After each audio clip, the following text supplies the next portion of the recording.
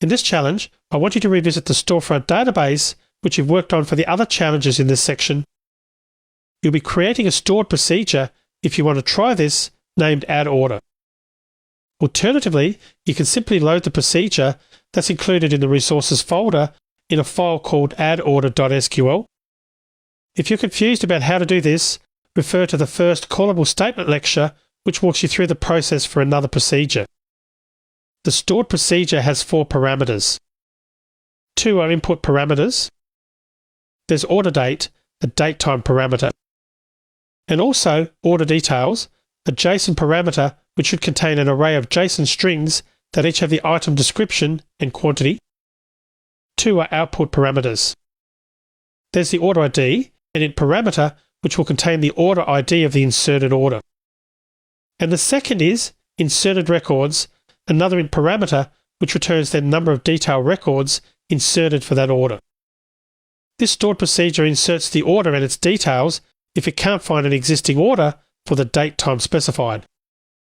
You can use the add album procedure in the music schema, which we used in a previous video, as a starting point if you do want to try to create this procedure on your own.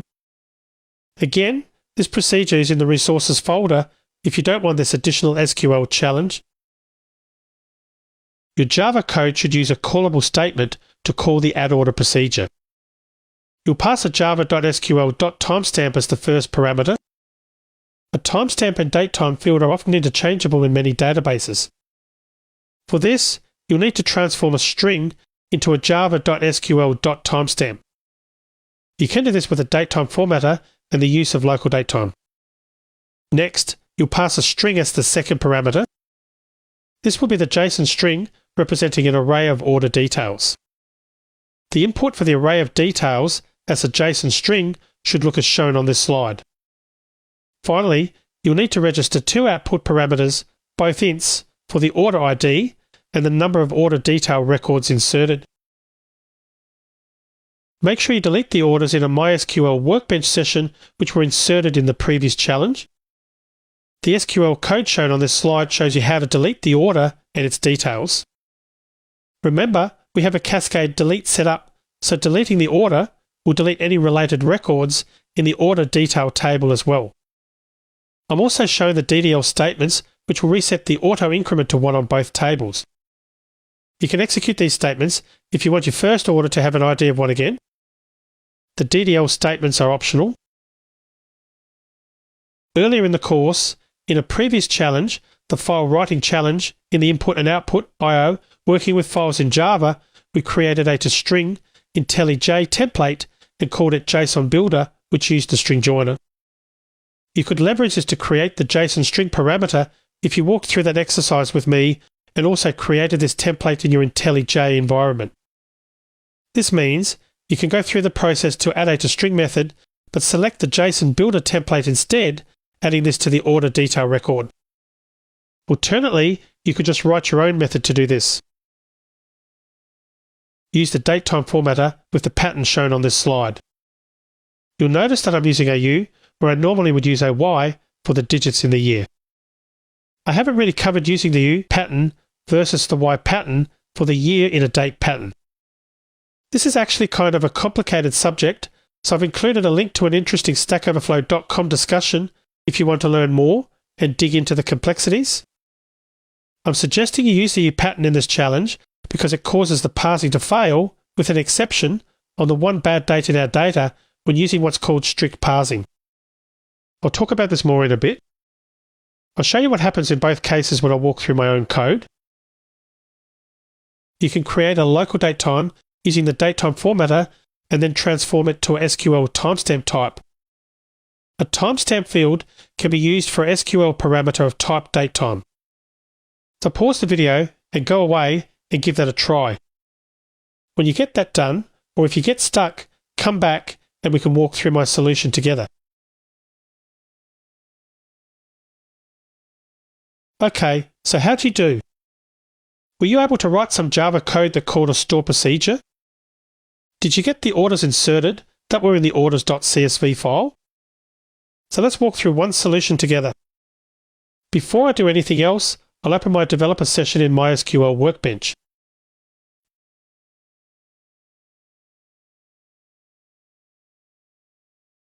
I'll select the second icon on the toolbar menu that executes our SQL script, and I'll pick the addorder.sql file, which you can download from the resources folder.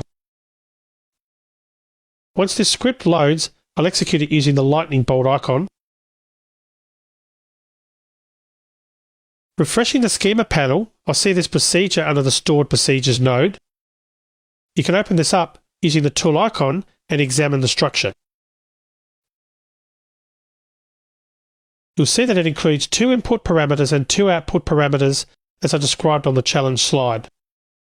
I won't get into how this code works, except to say it's similar to the add album procedure I walked through previously. In this case, it reads from a JSON object this time, not just a JSON array. The stored procedure is a black box in most cases to the person writing the JDBC code, and how it works is less important than what parameters are required. Now that I've got the stored procedure ready to use, I'll get back to IntelliJ and open up the JDBC Challenges project. I'll be changing code in the challenge to class. You might remember that in this class's source file, I also included 2 records, the order and the order detail record.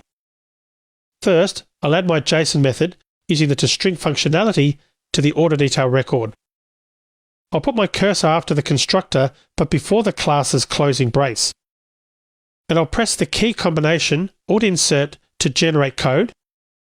From this menu, I'll select toString. I'll select the drop-down option on the template field, and I'll scroll to the bottom of the list shown. If you followed along in that earlier video, you'll have the JSON builder template we created back then. I'll select that, which prompts me with another dialog. Here, I just want to output item description and quantity, so I'll select those 2 fields. This inserts a to JSON method. I'll remove the override annotation. It was included there because it thinks we're overriding a to string method, but we aren't really, so I do want to remove it. If you don't have this template available, pause the video here and you can copy this code as I'm showing it here. Next, I'll add a method on the order record. I'll call it getDetailsJSON. I'll make this method public and have it return a string. Next, I'll create a string joiner variable, joining with a comma and starting with a square bracket and also ending with a square bracket. I'll loop through the order details and use the add method on the string joiner, adding the JSON string I get back from calling my toJSON method on each order detail record. Finally, I'll return this string. In the main method, I'll comment out the add orders call, which was the previous way we inserted the orders. After this line, I'll add code to loop through the orders. I'll start by first just printing the JSON string for the order details. I'll quickly run this to test out what my JSON detail strings look like. The read data method prints out the order details, but after that, you can see the JSON array strings that were created. It's an array, so in square brackets, and each element in this array has an item description and a quantity, so that's good. Now, I'll set up my callable statement variable. I'll insert this before looping through all the orders because I want to reuse this callable statement for each record in my data. I'll assign the variable the result of calling prepareCall on the connection object. Here, I use an escape sequence in the string I'll pass to it. You remember this is optional, but I did want to demonstrate it here. This stored procedure has 4 parameters, so those get populated with the placeholders, which are just question marks. I'll also set up my datetime formatter object before the loop using the pattern I showed you on the slide. Okay, now it's time to set up the parameters on the callable statement. First, I'll remove the system.out.println statement in the for loop. I'll start with a try block next. This means if I get an exception on any one order, the code will continue to process the other orders. I'll set up a local datetime variable, which was one of my hints on the slide. I'll create this by calling the pass method and passing the date string and the formatter. I can then get a java.sql.timestamp using the timestamp.valueOf method, passing it the local date time. The first parameter in the procedure is the datetime parameter, but the callable statement doesn't have a set datetime method. Instead, we use set timestamp. Next, I'll set the second parameter to the JSON string coming out of the method I created on the order, so get details JSON. I'll catch any kind of exception here because I know I might have bad dates in my data. And if I get an exception, I'll print out that there was a problem with both the date and the error message. Okay, so now I've set up the input parameters, but not the output parameters yet. You remember, if I want to retrieve the data, I need to register the out parameters. Both are integers, so I'll register parameter 3 as an integer. And the same for parameter 4. Now, I'll execute the callable statement. After the execution, I'll print out the number of records inserted and the order ID, as well as the date string, using a formatted string, passing that the number of records, which I get from parameter 4, and the order ID I can get from parameter 3. In both cases, I use the getInt method, and to print the date, I'll just pass the date string on the order, and we are done. Before I run this, I'll go back to the MySQL Workbench session I had open and delete the orders. For good measure, I'll also set the auto increment value back to 1 on both tables. I'll execute these statements.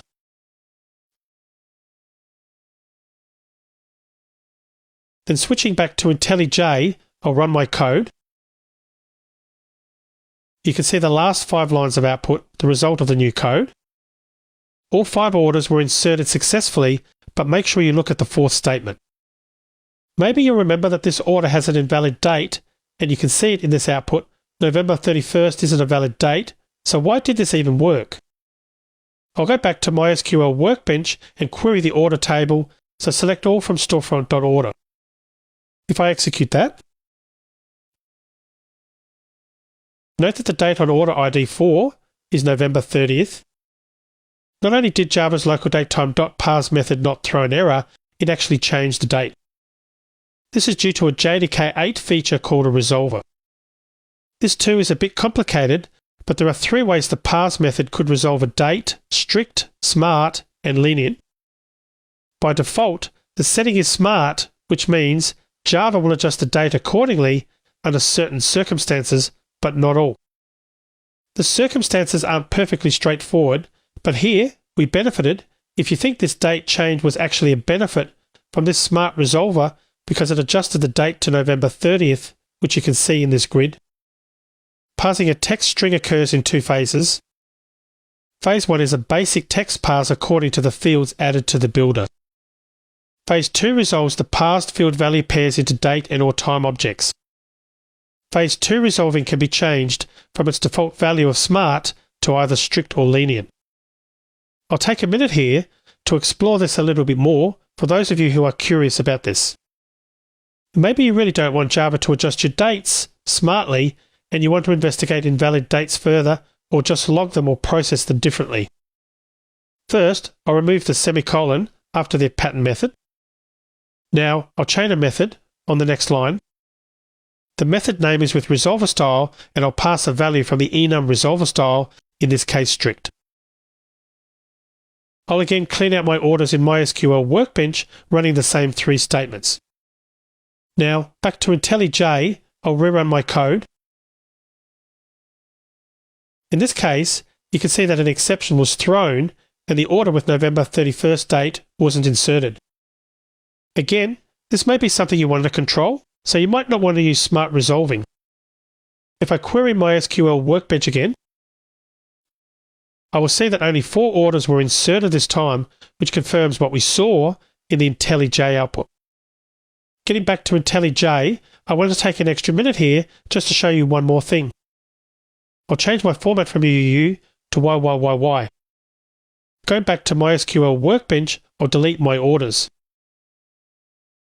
And back to IntelliJ, I'll run the code with this one minor change. Now, I've got an error on every order that the string could not be parsed.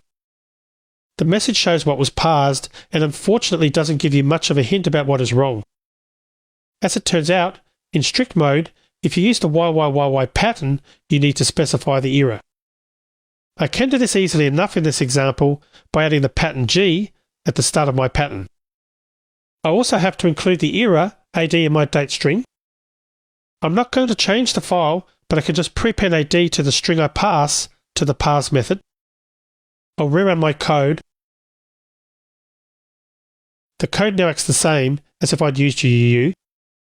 This is really more of a cautionary tale to make sure you test your date parsing code thoroughly with good and bad dates so you know what to expect. Smart parsing is the default, but it may not actually have the desired effect. Okay, so that's the end of this challenge, and I hope you got a lot out of that.